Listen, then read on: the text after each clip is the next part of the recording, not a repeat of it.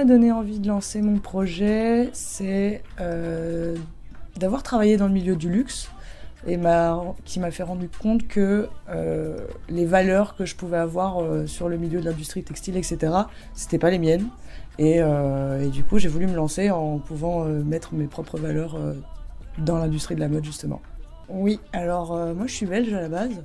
Arrivée en France, je me suis rendu compte que tout le côté administratif, c'est complètement différent et c'est énormément beaucoup de papiers pour pas grand-chose. Et donc tout ça, j'étais pas du tout au courant.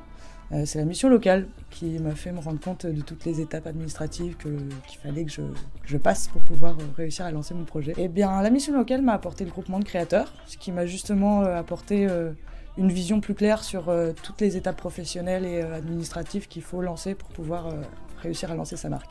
Les ateliers, les rendez-vous sur lesquels à la base j'ai expliqué mon projet et qui m'ont éclairé sur les étapes à devoir mettre en place. Alors, mon plus grand défi, je pense, c'est la confiance en soi.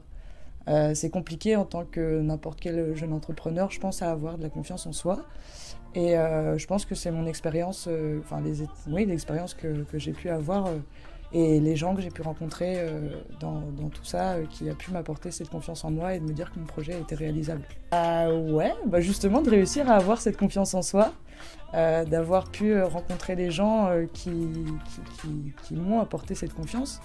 Et je pense que c'est une réussite. Après, c'est jamais terminé, hein, il faut toujours avoir plus. L'objectif, réussir à ce que tout le monde se sente concerné par la surconsommation et de se dire que effectivement il y a un avenir éco-responsable dans la mode et justement de faire changer les idées par rapport à tout ça et même sur l'image qu'on peut avoir de soi-même et de se retrouver, qu'on se retrouve pas spécialement dans les fast fashion et de pouvoir se dire je suis pas une clientèle égale à tout le monde en fait, puisque dans les fast fashion ou l'industrie de la mode en général on met souvent les gens dans des cases et réussir à ce que les gens arrivent à se sortir de ces cases. Justement je pense que c'est ce côté de surconsommation et environnementale, puisque je réutilise des matières premières recyclées et upcyclées, une des causes je pense les plus sociétales qu'on pourrait avoir. Alors ça c'est un sujet qui est assez qui me tient fortement à cœur dans le sens où on m'a pas guidée vers une filière professionnelle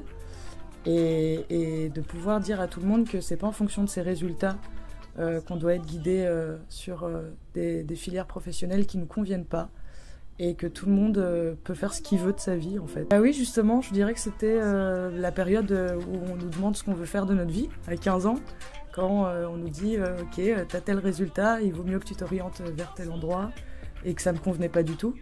Et je me suis rendu compte qu'on ne met pas assez en avant tout ce qui est filière professionnelle. Et quand j'ai appris qu'un bac pro professionnel, qu'un bac professionnel du métier de la mode et du vêtement existait, j'ai foncé et là je me suis rendu compte qu'en fait si on cherche bien on peut réussir à trouver la filière qui nous correspond.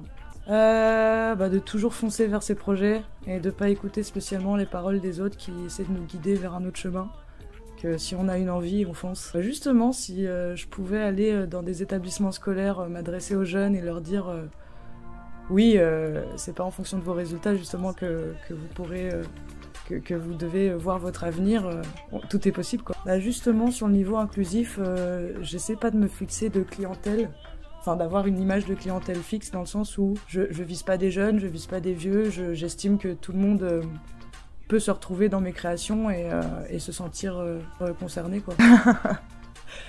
C'est marrant comme question. Je dirais France Gall, résiste, prouve que tu existes.